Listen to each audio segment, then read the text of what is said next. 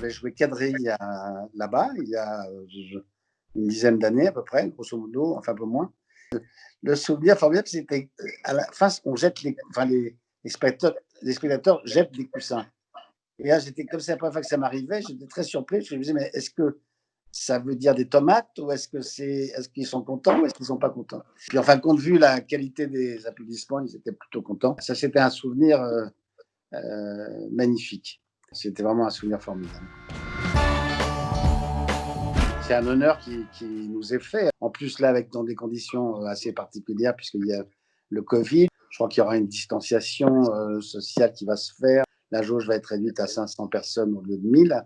Ils veulent vraiment nous avoir, donc on est content. En général, ils prennent que des spectacles qui sont des gros succès. On a joué que 14 fois, donc ça a été un succès parce que immédiat. On est très content vraiment d'aller à Ramatuelle. Moi, je suis ravi parce que j'adore ce coin, j'adore ce pays. Et puis, j'aime beaucoup Boujna, j'aime beaucoup Jacqueline Franju, donc c'est très agréable.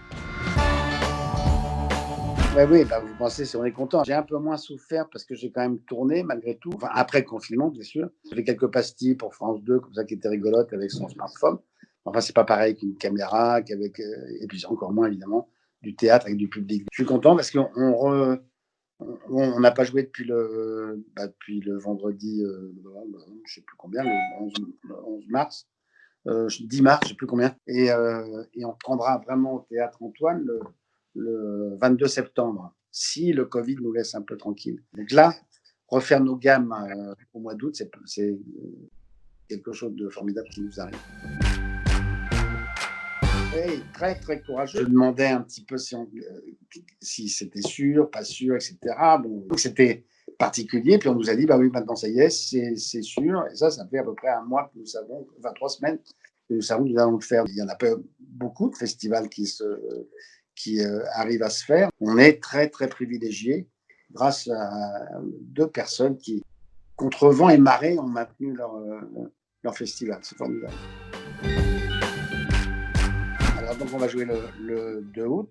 Un président de la République, fraîchement élu, puisque c'est son premier jour à l'Élysée, doit faire un discours à la nation à la télévision. Dès qu'il commence à répéter ce discours, le matin, en se rasant, il est pris de grimaces invraisemblables et plus que gênant, parce qu'il peut pas. Enfin, il est évident qu'il ne peut pas faire son discours en faisant des grimaces. Il montre les grimaces qu'il fait, c'est assez invraisemblable. Il est dépêché en urgence à un psychanalyste qui va faire une analyse en 1h30, le temps de la pièce. Le président de la République est interprété par François-Xavier Maison, et moi je suis le psychiatre, d'où la barbe.